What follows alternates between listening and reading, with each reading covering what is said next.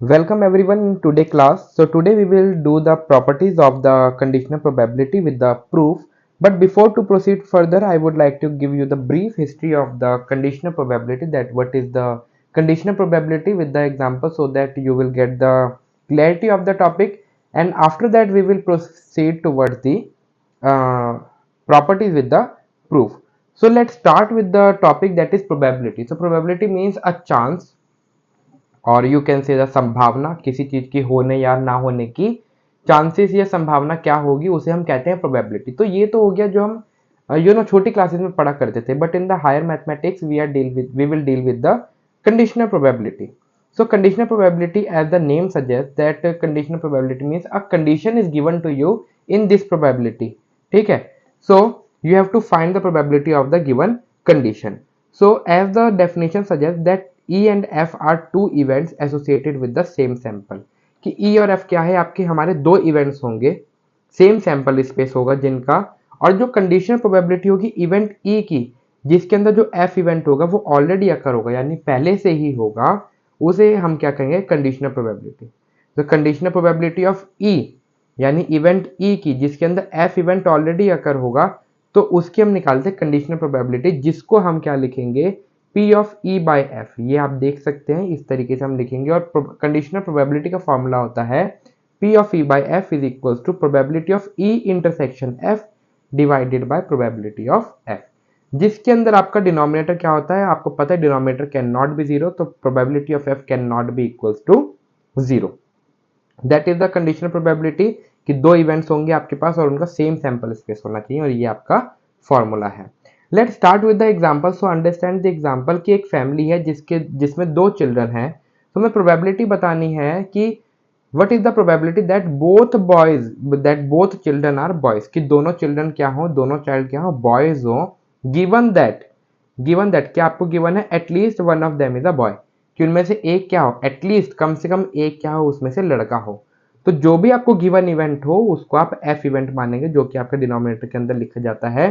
तो F event आपको क्या गिवन है, at least one of them is a boy, कि उनमें से कम एक क्या है, लड़का है। और ई इवेंट हमारा क्या होगा कि both children are boys. So sample space अगर देखेंगे तो सैंपल स्पेस में आपके चार एलिमेंट्स बनेंगे। हो सकता है दोनों ही बॉयज हो सकता है फर्स्ट गर्ल हो सेकंड बॉय हो सकता है फर्स्ट बॉय हो सेकंड गर्ल हो, और हो सकता है दोनों ही गर्ल्स हो। और ई इवेंट मैंने आपको बता दिया था कि हम लेट करेंगे कि both the children are boys, और एफ इवेंट हम लेंगे that at least one of them is a boy. So अगर मैं सेट ई के यानी ई के अंदर अगर मैं सेट बनाना चाहूँ, अपने एलिमेंट डालना चाहूँ सैंपल स्पेस से, तो बोथ चिल्ड्रन और बॉयज के अंदर एक ही एलिमेंट आपका आएगा, दैट इज बी बी, दोनों ही लड़के हैं। और एफ के अंदर हम देखिए at least one of them is a boy, at least means कम से कम एक, तो एक से ज्यादा भी हो सकता है। तो हो सकता है दोनों ही लड़के हों, हो सकता है एक लड़का हो जिसके अंदर फर्स्ट गर्ल हो सेकंड बॉय हो, और हो सकता है फर्स्ट बॉय हो सेकंड गर्ल हो। ये हो गया आपका एफ इवेंट। ठीक है, now let's see how we will find the probability of E by F. So we have to find the probability of E by F. तो उसको फाइंड आउट करने के लिए आपके पास ऊपर गिवन फॉर्मूला है कि P of E intersection F divide bye probability of F. तो सबसे पहले आप प्रोबेबिलिटी ऑफ अगर ई में देखना चाहो यहाँ से, तो प्रोबेबिलिटी ऑफ ई क्या होगी, ई के अंदर एक ही एलिमेंट है, तो ये होगा आपका वन, और सैंपल स्पेस में टोटल कितने एलिमेंट्स है आपके, फोर। ऐसे ही अगर मैं आपको प्रोबेबिलिटी ऑफ एफ निकालना चाहूँ, तो प्रोबेबिलिटी ऑफ एफ क्या होगा, थ्री एलिमेंट्स है आपके एफ सेट के अंदर, तो इधर से प्रोबेबिलिटी ऑफ एफ क्या आ जाएगा, 3/4। अब आपको पहले ई इंटरसेक्शन एफ देखना है। सो ई इंटरसेक्शन एफ के अंदर कितने एलिमेंट आएंगे, यानी दोनों में कौन सा एलिमेंट कॉमन है, तो आप देखेंगे एक ही एलिमेंट कॉमन है, that is B B, that is B B. तो ई इंटरसेक्शन एफ के अंदर एक ही एलिमेंट है, तो इसकी प्रोबेबिलिटी क्या होगी, तो probability of E intersection F आपका होगा 1/4। Probability of E intersection F पता चल गया। तो probability of E by F यानी कंडीशनल प्रोबेबिलिटी हमारी क्या होगी, P of E intersection F.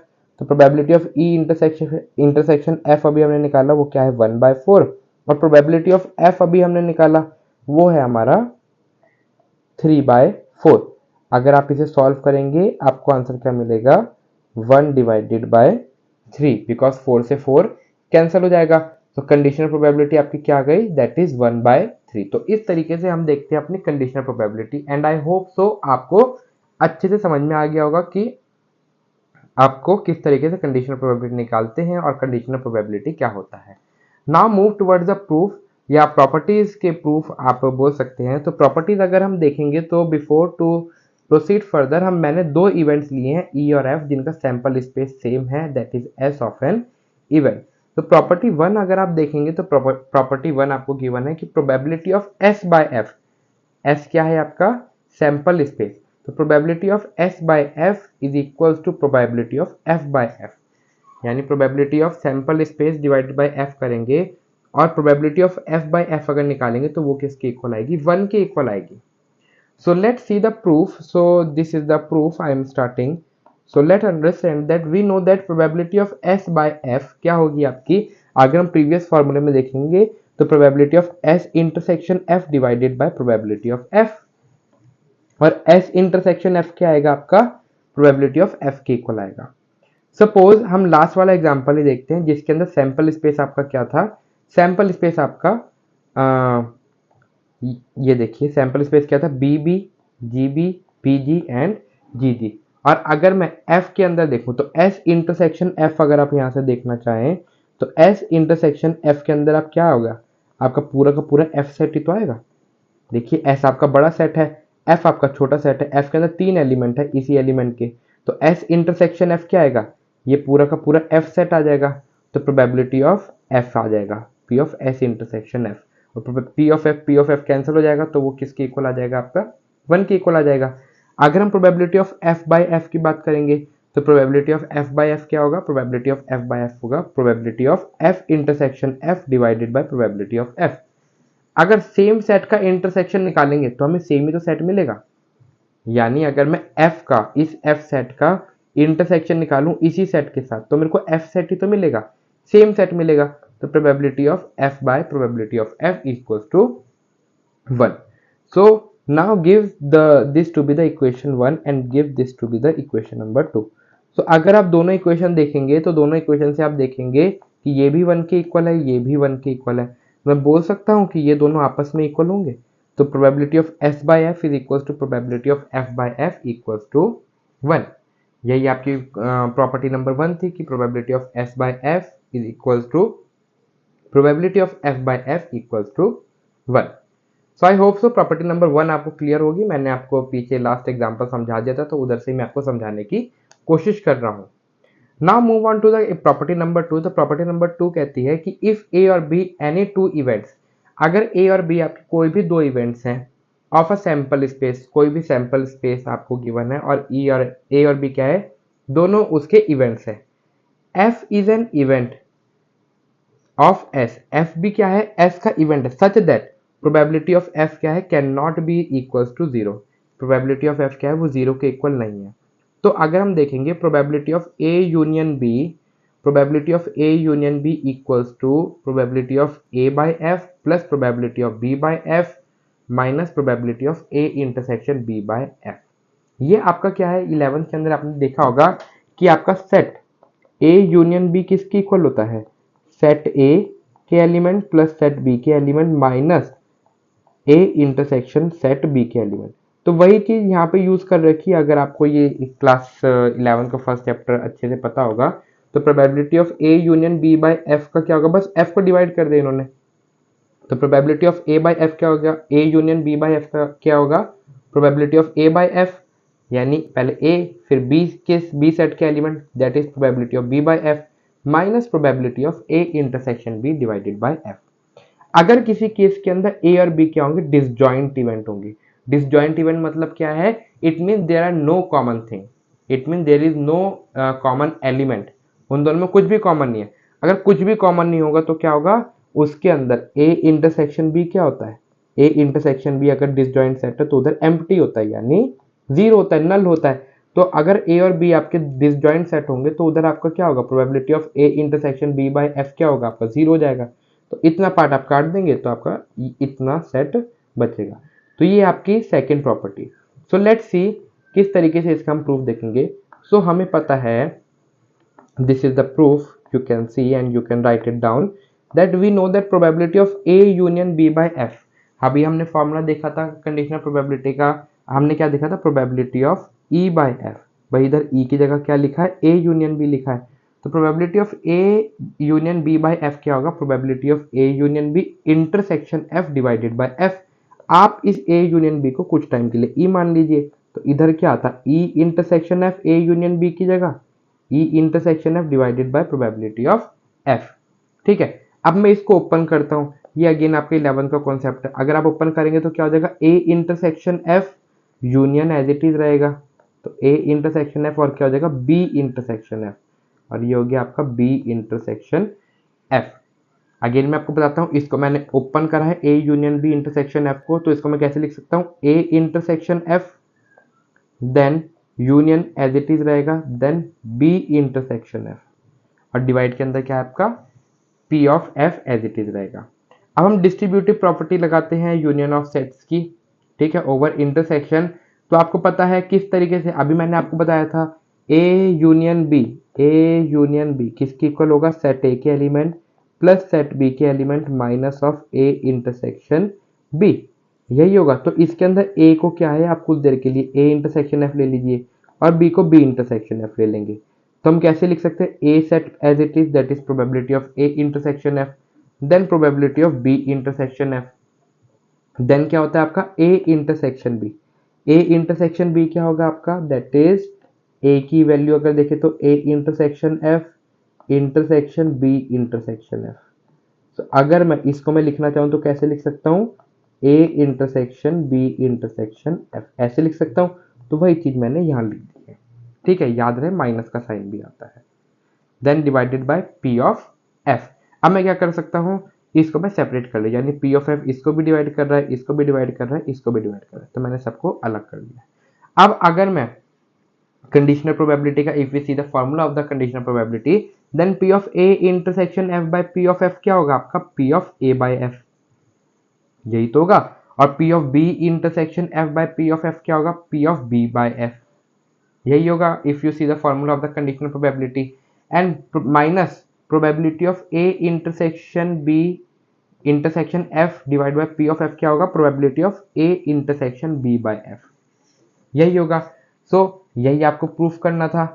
So hence proof you can write it down, that is hence proof that P of A by F plus P of B by F minus P of A intersection B by F is equals to probability of A union B divided by F। Now इसके लिए हमें क्या करना है, अगर नीचे वाली line लिखनी हो तो टिल ओवर हेयर हमने प्रूफ कर दिया है। सो आप क्या लिखेंगे, when A and B are disjoint event, अगर A और B डिसजॉइंट यानी उन दोनों में कुछ भी कॉमन ना हो, तो P of A intersection B by F क्या हो जाएगा आपका, जीरो हो जाएगा। अगर इतना पार्ट जीरो हो गया तो आपका क्या बचेगा, सिर्फ इतना लेफ्ट ओवर बचेगा, that is A by F plus probability of B by F। So this is the proof of the second property. Now let's see and proceed toward the property number 3. Property number 3 is probability of E dash F is equals to 1 minus probability of E by F. If you have remember the formula of the probability of A dash, probability of A dash means not A, it is equals to 1 minus probability of A, यही होता है। Then here is probability of E dash F means not E by F is 1 minus probability of E by F. So let's see the proof. So from first equation, from property number 1, abhi we have done the property number 1 that probability of S by F plus probability of F by F is equals to 1. So from property 1 we know that probability of S by F is equals to 1. We know this thing, and we know that probability of E union E dash, probability of E union E dash divided by F is equals to 1, because F क्या है आपका, sample space है, और sample space में कैसे element है, E union E dash. What is E union E dash, यानी अगर जो एलिमेंट सेट E में है और जो एलिमेंट सेट E में नहीं है उसको मैं E डैश लिखूं, अगर इन दोनों को जोड़ दूंगा तो आपका क्या बनेगा, सैंपल स्पेस ही तो बनेगा। यानी अगर आपके पास एक सेट है, आपका सैंपल स्पेस आपको गिवन है कि आपको नेचुरल नंबर्स का गिवन है, तो अगर ई इवेंट उसमें से ऑड नंबर्स ले लेते हैं और ई डैश हम ले लेते हैं जो कि ऑड नहीं है, तो नॉट डी यानी नॉट ऑड नंबर्स या हम बोल सकते हैं इवन नंबर, अगर आप इन दोनों को कंबाइन करेंगे तो क्या बनेगा, नेचुरल नंबर ही तो बनेगा, यानी ऑड नंबर भी आ गए और इवन नंबर भी आ गए। So probability of E union हम एफ की जगह लिख सकते हैं, E union E dash divided by F equals to 1। As we know, we can separate over here that probability of E union E dash by F equals to 1। E और F क्या है आपके, disjoint event होंगे, disjoint event अभी तो होंगे because E set वो है जिसके अंदर आपके क्या है, एलिमेंट्स अगर बिलोंग करते हैं तो E डैश में वो वाले एलिमेंट्स बिलोंग नहीं करते हैं। तो ये कैसे हो गए, डिसजॉइंट इवेंट हो गए। डिसजॉइंट इवेंट हो गए तो आपका इंटरसेक्शन वाला पार्ट आपका क्या होगा, जीरो होगा। अगर ये जीरो होगा तो हम बोल सकते हैं probability of E by F plus probability of E dash by F equals to 1। बोल सकते कि नहीं बोल सकते, आप इधर देखिए, probability of E by F अगर हम देखें, probability of E by F अभी किसकी इक्वल है आपका, probability of E by F, ये आप देख सकते हैं, plus probability of E dash by F equals to 1। इसी फॉर्मूले से हम लेके आए हैं, ठीक है। अब इसके अंदर आपका अगर ई और ई डैश अगर डिसजॉइंट है तो इतना पार्ट आपका जीरो हो गया। इतना पार्ट अगर आपका जीरो हो गया तो हम बोल सकते हैं अगर ये दोनों 1 के इक्वल हैं तो इसको आप क्या कीजिए, left right hand side shift कर दीजिए। तो probability of E dash by F आपका आ जाएगा 1 minus probability of E by F. अब देखिए ऑनलाइन वीडियो है, इसके अंदर यही फायदा है, अगर आपको कोई चीज़ समझ में नहीं आई है एक बार आप रिवाइंड बैक करके देखिए, ठीक है, उधर से आपको चीज़ें समझ में आ जाएंगी। सो आई होप सो आपको example number 1 sorry the property number 3 and उसका प्रूफ आपको अच्छे समझ में आ गया होगा। तो we have completed the 3 properties of the conditional probability with the proof. अब एक एग्जाम्पल हम देख लेते हैं, थोड़ा एक अच्छा एग्जाम्पल जो कि आपके एग्जाम्स में काफी पूछा जाता है। सो लेट्स सी, हमें probability of E by F हमें बताना है। अब एक क्वेश्चन आपको गिवन है, that is a coin is toss 3 times. एक कॉइन 3 टाइम टॉस हुआ है, वेयर जो ई इवेंट है आपका क्या है, head on the third toss. E event क्या है, head on the third toss, और एफ इवेंट जो है वो आपका head on the first 2 toss. Head जो होना चाहिए वो फर्स्ट 2 टॉस के अंदर होना चाहिए। अगर कोई कॉइन 3 टाइम टॉस हुआ है तो उसके सैंपल स्पेस में कितने एलिमेंट्स आएंगे, 8 आएंगे। क्यों 8 आएंगे, क्योंकि अगर हम कॉइन टॉस करते हैं then we have the 2 chances, either we will get head or tail. So we have the 2 event, we have the 2 set, that is 2, and we are tossing the coin 3 times, so it means 2 raised to the power 3 is equals to 8. So we have total 8 element in the our sample space. So you can see that is in first coin if you have head, second coin second time you will get tail, and third time maybe you will get head. The second is HHT, then HTT, then HHH, then TTH, then THT, then THH and TTT. If we see the E event is given to you, that is head on the third toss.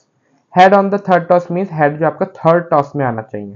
So कौन कौन से आपके possible event होंगे, that is HTH, then HHH means तीनों बार आपका H आया, then THH because हमारा क्या है थर्ड नंबर पे टॉस आना चाहिए, then TTH। तो 4 events possible। तो अगर प्रोबेबिलिटी ऑफ ई हम देखें तो वो आपकी क्या होगी, 4/8 बिकॉज 4 एलिमेंट्स है। Then F element F set is given to you, that is head on the first 2 toss. Head on the first 2 toss means first 2 toss के अंदर आपके हेड आना चाहिए, बाकी आपको थर्ड से लेना देना नहीं है। तो फर्स्ट 2 में आप देख सकते हैं हेड है, और थर्ड टॉस में आपको कुछ भी आ सकता है। तो 2 पॉसिबल इवेंट्स आपके हैं तो वो आपके हो जाएंगे 2/8। तो प्रोबेबिलिटी ऑफ एफ क्या आ गया, 2/8। If we see the E intersection F, E intersection F अगर आप देखेंगे तो एक ही चीज कॉमन आएगी, वो है आपकी H H H. H H H is the common element, then it means you can see over here that probability of E intersection F is 1/8 because एक ही एलिमेंट है। Probability of E by F क्या हो जाएगा, that is probability of E intersection F divided by F, this is the formula. What is probability of E intersection F is 1/8, then probability of f is 2/8। 1/8 divided by 2/8, 8 will cancel out, you will get the 1/2 as the answer। था ना बढ़िया question. चलिए बढ़ते हैं अपने अगले question की तरफ, दैट इज सेकंड पार्ट। अगर हम देखें कि एटलीस्ट 2 टेल होने चाहिए और एट मोस्ट एफ आपको गिवन है 2 हेड होने चाहिए। ई आपको गिवन है एटलीस्ट 2 हेड होने चाहिए और एटमोस्ट 2 हेड होने चाहिए। देखिए क्यों अच्छा क्वेश्चन है, इसके अंदर आपको एटलीस्ट और एटमोस्ट का मतलब समझ में आएगा, तभी तो आप क्वेश्चन सॉल्व कर पाएंगे। सो ई इवेंट आपको गिवन है एटलीस्ट 2 यानी कम से कम 2 से ज्यादा भी हो सकते हैं। तो कम से कम 2 आप देख सकते हैं, आपके ये इवेंट होंगे H T H, H H T, T H H. आप कम से कम 2 बोले यानी 2 से ज्यादा भी हो सकते हैं, इट मीन तीनों बार हेड भी तो आ सकता है। इट मीन्स कि आपकी प्रोबेबिलिटी ऑफ ई क्या होगी 4/8। एट मोस्ट 2 हेड मीन्स ज्यादा से ज्यादा 2 आ सकते हैं, ज्यादा से ज्यादा 2 मीन्स ज्यादा से ज्यादा आ भी सकते हैं और नहीं भी आ सकते। तो इधर हम देखेंगे आपके 7 एलिमेंट्स बनेंगे टोटल। 7 एलिमेंट्स कैसे बनेंगे, that is H T T, H T H T, यानी कम से कम 2 तो हैं ही, ज्यादा से ज्यादा 2 तो हैं ही, that is T H T. अब 2 से कम भी तो हो सकता है, तो टी एच टी भी हो सकता है, टी टी एच भी हो सकता है। अब एटमोस्ट बोला यानी ज्यादा से ज्यादा हो भी सकते हैं और नहीं भी हो सकते। नहीं भी होंगे तुम्हें क्या होगा, टी टी टी भी आ सकता है, यानी टेल टेल टेल भी आ सकता है, हेड है ही नहीं इसके अंदर। सो इस तरीके से आप देखेंगे प्रोबेबिलिटी ऑफ एफ क्या होगा आपका 7/8। अगर हम ई इंटरसेक्शन एफ देखना चाहें तो आपका एक आता है H T H, then H T, then H T and T H H. तो 3 एलिमेंट आपके कॉमन आते हैं, तो P probability of E intersection F आपका आ जाएगा 3/8। तो probability of E intersection F अगर हम देखना चाहें तो देखेंगे probability of E intersection F अभी हमने निकाला 3/8 एंड प्रोबेबिलिटी ऑफ एफ अभी हमने निकाला 7/8। 8 and 8 will cancel out, so you will get the probability that 3/7. So this is all about the second part. Let's see the very important the third part. This is last. अभी तक हमने head के बारे में कर लिया, तो अब एक बार tail के बारे में भी कर लेते हैं। So over here you can see that E is given to you at most 2 tails, that is ज़्यादा से ज़्यादा 2 tail और at least 1 tail, यानी कम से कम एक tail। So at most 2 tail mean ज़्यादा से ज़्यादा 2 टेल तो हो ही सकती हैं, 2 से कम भी हो सकती हैं और नहीं भी हो सकती हैं। तो आप देखेंगे इस तरीके से आपके सेट बनेंगे, एलिमेंट्स आएंगे। अब हेड हेड हेड आएगा इसके अंदर क्योंकि एटमोस्ट दिया हुआ है, तो जब टेल नहीं होगी तो क्या आएगा, तीनों टॉस पे हेड आ सकता है। तो प्रोबेबिलिटी ऑफ ई बाय क्या होगा 7/8। अगर प्रोबेबिलिटी ऑफ एफ देखें दैट इज एटलीस्ट 1 टेल, यानी कम से कम एक टेल, तो एक से ज्यादा भी हो सकता है। एक से ज्यादा मीन्स तीनों बार टेल टेल टेल भी आ सकते हैं। तो इस तरीके से आपके इवेंट बनेंगे, that is 7/8। Probability of F भी क्या आएगा 7/8। ई इंटरसेक्शन एफ के अंदर देखेंगे बस एक ही चीज कॉमन नहीं आ रही है, that is H H H and T T T. बाकी तो सारे आपके क्या है देख सकते हैं, आपके सारे कॉमन एलिमेंट है, आप वेरीफाई कर सकते हैं। तो probability of E intersection F क्या आएगा आपका 6/8। Now probability of E by F अगर आप देखेंगे तो क्या आएगा 6/8 upon 7/8। So 8 will cancel out, तो आपको मिलेगा 7, दैट इज 6/7 होना चाहिए आपका answer. So here answer is written wrong, so you can write down the correct one, that is 6/7 is the answer. So I hope so आपको चीजें अच्छे से क्लियर हुई होंगी, आपको समझ में आया होगा। And if you understand the video please comment section में जरूर बताइए that how you like the video. So that's all for this video.